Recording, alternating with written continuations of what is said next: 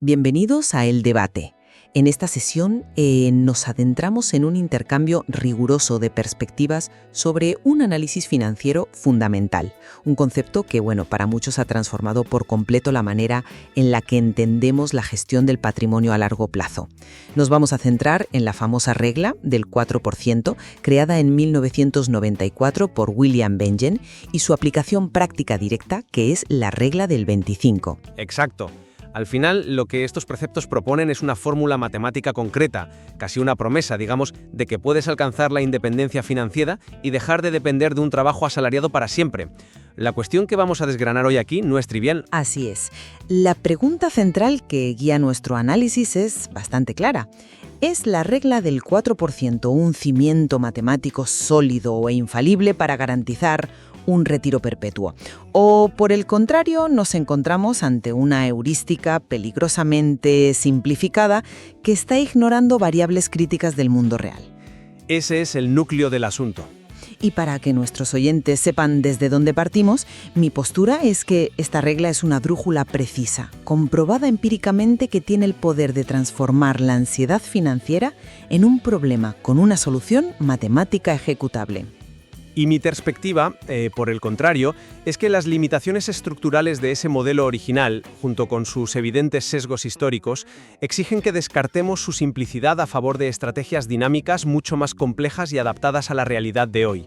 Yo estoy convencido de que aplicar esto a ciegas es un riesgo enorme. A ver, para fundamentar la solidez empírica del trabajo de William Bengen, creo que es imperativo que nos traslademos un momento a 1994.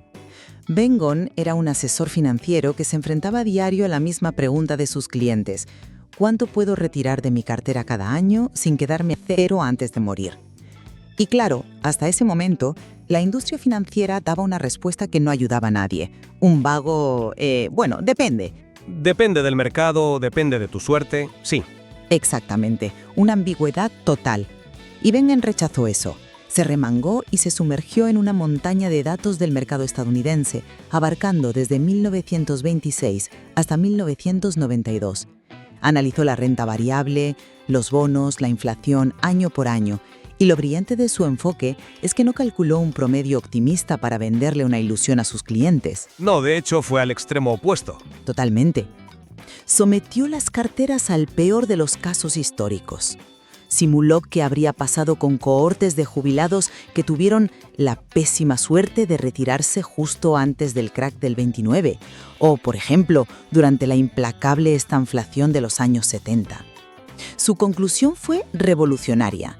Incluso en los escenarios macroeconómicos más desastrosos del siglo XX, una persona podía retirar el 4% de su cartera el primer año, ajustar esa cantidad por la inflación en los años siguientes, y su capital sobreviviría al menos 30 años.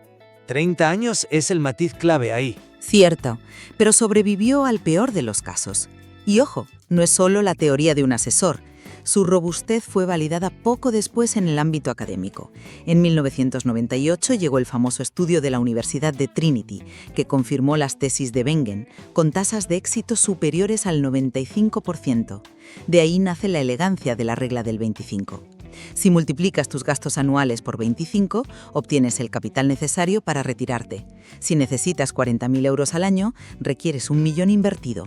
Es elegante, verificable empíricamente y, sobre todo, estoy segura de que funciona. A ver, el rigor del trabajo de Bengen en su contexto temporal es innegable. Hizo un trabajo titánico con los datos que tenía.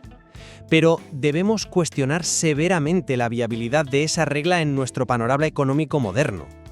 Coger una fórmula de los años 90 y aplicarla sin anestesia en la economía del siglo XXI es sinceramente una temeridad. ¿Por qué una temeridad? Los mercados siempre han tenido ciclos. Porque las variables estructurales han cambiado drásticamente. Fíjate en las investigaciones del académico Wade Pau, publicadas en torno a 2010 y 2013. Pau demostró empíricamente que el entorno de tipos de interés históricamente bajos que hemos vivido altera por completo la ecuación de Bengen. El estudio de Trinity se sostenía en parte porque los bonos ofrecían rentabilidades jugosas. Cuando eso desaparece, la tasa verdaderamente segura desciende abruptamente. Según Pau, estaríamos hablando de entre un 3 y un 3,5%. Lo cual sigue siendo una tasa de retiro sólida. Solo requiere un pequeño ajuste numérico. Matemáticamente ese pequeño ajuste destruye la atractiva simplicidad de la regla del 25. Si tu tasa segura es del 3,5%, ya no multiplicas tus gastos por 25, sino por casi 29. Y si baja al 3, multiplicas por 33. Hablamos de requerir cientos de miles de euros extra. Son años o incluso décadas de ahorro adicional que la regla original te oculta. Y eso sin entrar en las graves omisiones estructurales de la fórmula original. Te refieres a los impuestos y los costes sanitarios, supongo. Exacto. La más flagrante es la ausencia total del cálculo de impuestos sobre las ganancias de capital. Digamos que aplicas la regla a rajatabla y retiras tus 40.000 euros. Suena genial sobre el papel, pero si Hacienda se queda con un 20 o un 20 y tantos %, de repente tienes poco más de 30.000 euros para vivir. El poder adquisitivo real no da para pagar las facturas. Obliga a retirar un porcentaje bruto mucho mayor, rompiendo la regla del 4% instantáneamente.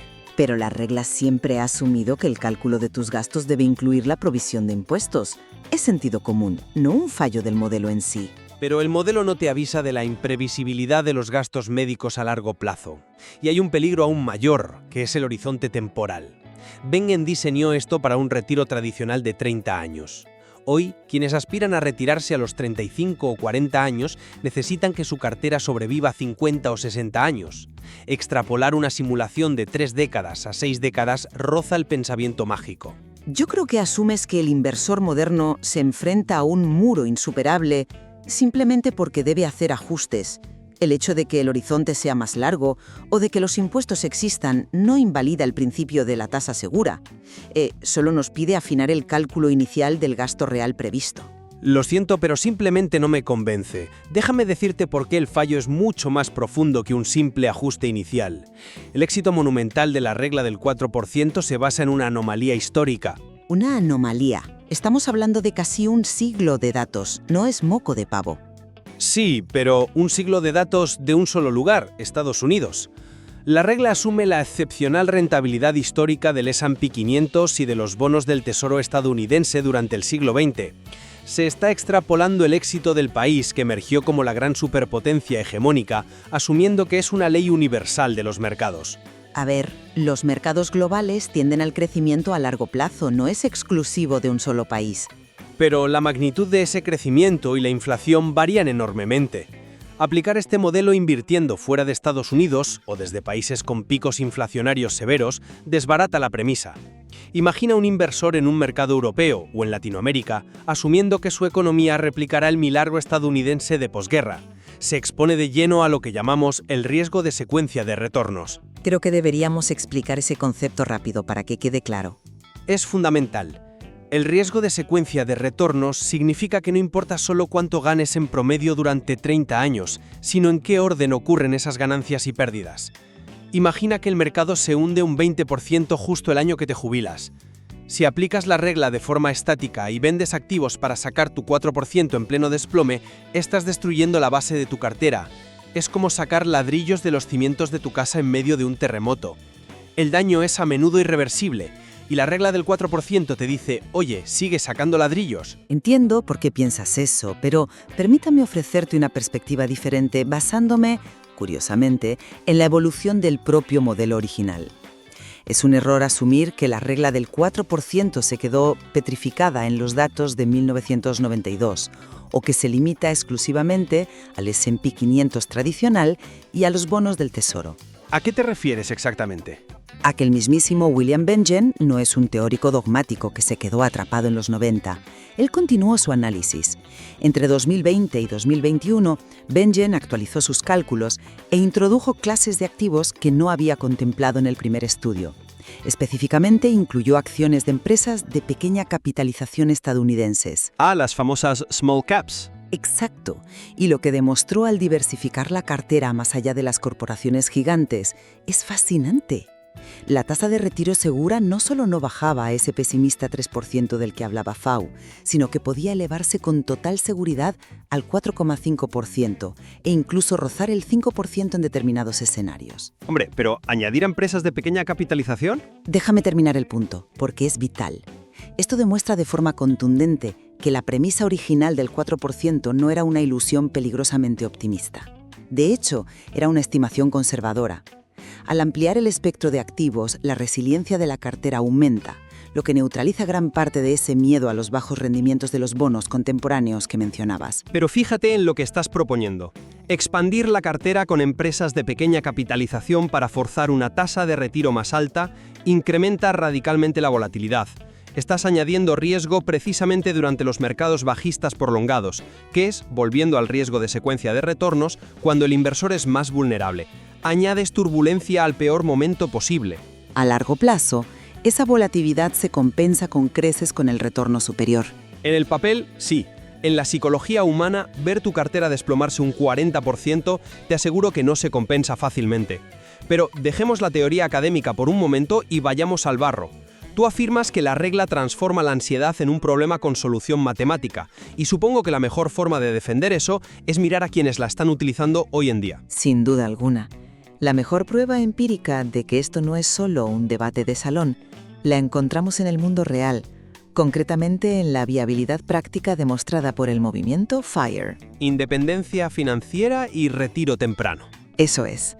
Este movimiento encontró sus raíces conceptuales allá por 1992 con el libro de Vicki Robin y luego fue catalizado masivamente en Internet sobre 2011 por figuras como Mr. Money Mustache.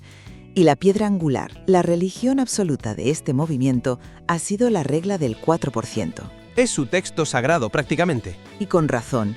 Hablamos de miles y miles de personas reales, con dinero real, que han auditado y publicado la evolución de sus patrimonios año tras año en foros públicos. Han demostrado empíricamente que aplicar esta disciplina, ahorrando 25 veces sus gastos y retirando de manera sistemática, funciona en la vida real. Esta comunidad ha atravesado crisis muy severas, la Gran Recesión de 2008, el colapso abrupto de los mercados en marzo de 2020 por la pandemia. Momentos de pánico absoluto. Exacto, momentos donde la teoría se pone a prueba de verdad. Y la regla sobrevivió. Les permitió mantener su independencia sin tener que volver a una oficina de 9 a 5 arrastrándose. El éxito documentado de esta enorme comunidad es para mí la refutación definitiva de que el modelo sea una simple ilusión matemática. Es un argumento sólido, pero ¿has considerado lo que esta comunidad hace realmente en la práctica frente a lo que predican en sus manifiestos teóricos? Aplican la regla, los números están ahí. Aplican una versión muy peculiar de la regla. Si analizamos con rigor el comportamiento de la gran mayoría de los miembros del movimiento FIRE, descubrimos una discrepancia enorme, reveladora diría yo. La inmensa mayoría de ellos no aplica la regla del 4% de forma estricta, pura y pasiva. ¿En qué sentido? En que no se limitan a sentarse en una hamaca a beber piñas coladas y ver cómo su cartera se agota lentamente durante 50 años. Siguen trabajando, siguen generando ingresos parciales. Desarrollan proyectos propios remunerados, compran y gestionan propiedades para alquilar, hacen consultoría técnica en su sector anterior o directamente monetizan canales de YouTube y blogs donde paradójicamente enseñan a otros a alcanzar la independencia financiera. Generan ingresos, sí, pero bajo sus propias reglas. Pero esa generación constante de capital complementario demuestra tácitamente mi punto.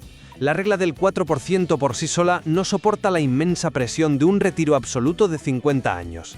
Se ven obligados a construir andamios de ingresos activos alrededor de la cartera porque saben que el modelo estático es demasiado frágil para absorber los golpes de la vida real sin esa red de seguridad. Y seamos honestos, si necesitas seguir trabajando a media jornada o tener proyectos paralelos para que la ecuación no salte por los aires, entonces la regla no te ha independizado financieramente por completo. Es un punto interesante, aunque yo lo plantearía de otra manera. Creo que estás penalizando la regla por un factor conductual humano.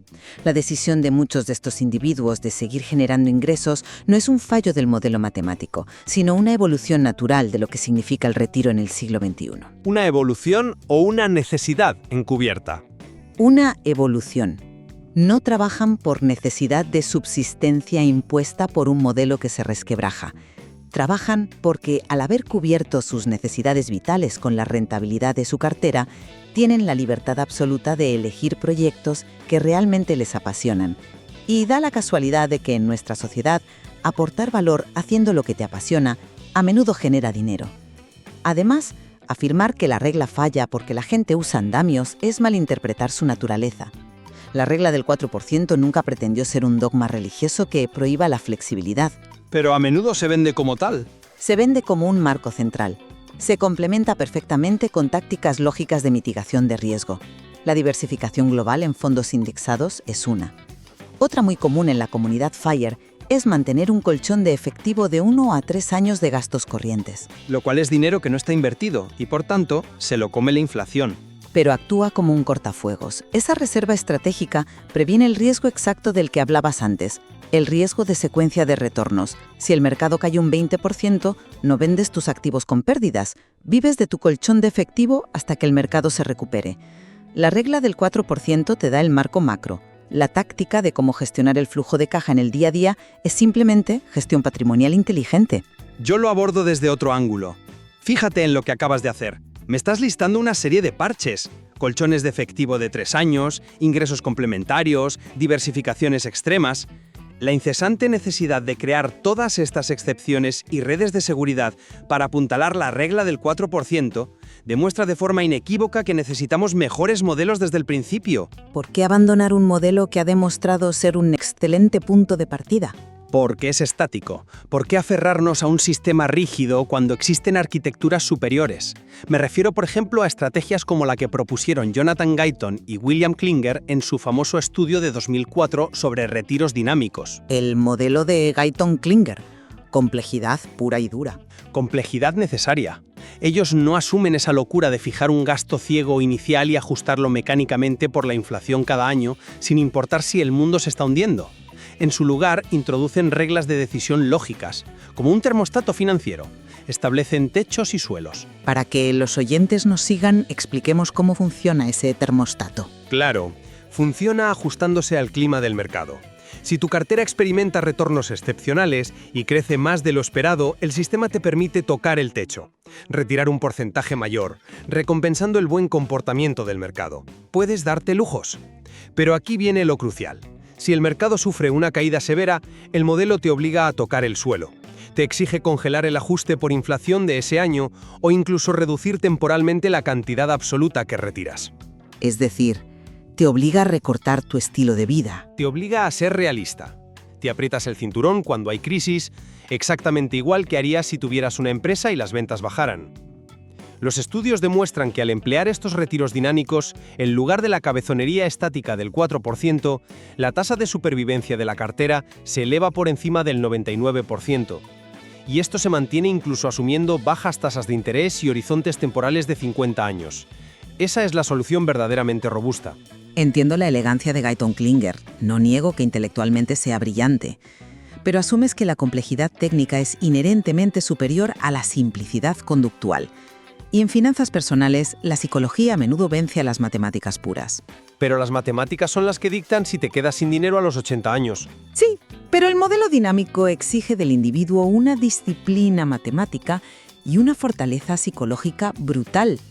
Decirle a un jubilado, mira, el mercado ha caído un 15%, así que este año no hay vacaciones y recortas el presupuesto del supermercado. Eso es inmensamente difícil de ejecutar en la práctica sin generar una ansiedad constante, justo lo que intentamos evitar. La regla del 25 y el 4% sigue siendo la mejor brújula por su tremenda claridad. Una brújula que a veces apunta al precipicio. Una brújula que cataliza la acción. Su mayor virtud no es tener una perfección absoluta en complejas simulaciones de Monte Carlo. Su virtud es psicológica. Transforma la independencia financiera, que durante toda la historia humana ha sido una utopía inalcanzable para la clase trabajadora, en una simple ecuación matemática ejecutable. Ya, pero Fíjate en el impacto. Al darle a una persona un número concreto, necesitas multiplicar tus gastos por 25, eliminas la parálisis por análisis, se optimizan los ahorros, la gente empieza a invertir de forma temprana y sostenida, provee un punto de partida lo suficientemente conservador como para ser seguro en la inmensa mayoría de escenarios y lo suficientemente simple para ser seguido por un ciudadano medio que no quiere pasar sus tardes gestionando una hoja de cálculo con techos y suelos. A ver, esa claridad conductual de la que hablas es fantástica para motivar el ahorro inicial. Te lo concedo totalmente. pero se vuelve profundamente perjudicial si, en la fase de retiro, genera una falsa sensación de invulnerabilidad. No creo que genere invulnerabilidad, genere un plan. Pero tomar la regla del 4% como un derecho divino grabado en piedra, en lugar de interpretarla meramente como el borrador de una planificación rigurosa, es imprudente. No podemos obviar la realidad. Los impuestos van a drenar tu capital bruto de formas que Bengen no simuló. La inflación local, especialmente si inviertes o vives fuera de la órbita del dólar estadounidense, puede ser devastadora y asimétrica. Y desde luego, los gastos médicos no siguen una progresión lineal predecible, tienden a dispararse en los últimos años de vida. Variables que ningún modelo puede predecir con exactitud milimétrica. Exactamente, y por eso mismo todas estas variables requieren inevitablemente de adaptaciones dinámicas y personalizadas constantes. Modelos más sofisticados como los de Guyton Klinger o los estudios actualizados de Wade Pau no buscan paralizar al inversor con complejidad para asustarlo, buscan equiparlo con un chasis flexible necesario para no estrellarse cuando el mercado, inevitablemente, no se comporte exactamente como lo hizo entre 1926 y 1992. La simplicidad del 4% es una gran herramienta de marketing, es atractiva, pero la resiliencia dinámica es lo que verdaderamente protege el patrimonio a lo largo de medio siglo de incertidumbre. Creo que en este punto de nuestra charla podemos encontrar un terreno común valioso. Alcanzar, y más importante aún, mantener la independencia financiera, sea cual sea el horizonte temporal que uno tenga, exige un conocimiento profundo del comportamiento de los mercados. Exige una diversificación rigurosa a nivel global y, sobre todo, una comprensión madura de que ningún modelo matemático estático puede sustituir por completo a la planificación y adaptación a lo largo de toda una vida. Totalmente de acuerdo. La regla original de Bengen es ese faro indispensable que nos orienta en la dirección correcta. Nos saca del puerto. Pero es la gestión prudente del capital, el estar atentos a las tormentas, lo que nos mantiene a flote en aguas turbulentas. Coincido plenamente en esa síntesis. El rigor analítico debe acompañar siempre a la inversión, desde el día 1 hasta el final. Es fundamental que recordemos que los mercados evolucionan, las legislaciones fiscales cambian drásticamente y el simple hecho de que cada vez vivimos más años plantea retos de longevidad que antes ni existían. Confiar ciegamente en un cálculo de los años 90, sin someterlo a escrutinio constante frente al mundo de hoy, es, al final del día, despojar a la planificación financiera de su verdadera naturaleza crítica. Y precisamente por eso es de un inmenso valor que sometamos de manera constante nuestros modelos financieros y nuestras creencias más arraigadas a este tipo de debate riguroso. Al hacerlo, le quitamos el misticismo a las fórmulas, dejan de ser magia y empezamos a evaluar su verdadera utilidad práctica, con sus luces y sus sombras. Así es. Por eso, si nos estáis escuchando, os invito a que vayáis más allá del titular fácil. Profundizad en los datos históricos, examinad las premisas del estudio de Trinity por vosotros mismos, leed a investigadores contemporáneos, echad un vistazo a las reglas dinámicas de Guyton Klinger que mencionábamos, que están presentes en nuestro material de análisis. La independencia financiera no es una fórmula única que te aprendes de memoria para un examen, es una disciplina viva que se cultiva día a día. No existe un único camino hacia la libertad financiera, ni una tasa de retiro mágica que sirva universalmente para cada individuo en cualquier rincón del planeta. Cada inversor tiene el deber de estudiar estas metodologías, de evaluar sus propios escenarios, sus impuestos, sus riesgos y sus expectativas vitales, y con todo eso, calcular su propio número. Si este intercambio os ha hecho reflexionar sobre la solidez de vuestra propia estrategia patrimonial, os animamos a que continuéis explorando estos conceptos. Calculad vuestro número, entended dónde están las vulnerabilidades de vuestro plan y diseñad el camino que mejor se adapte a vuestra realidad. Hasta nuestro próximo encuentro.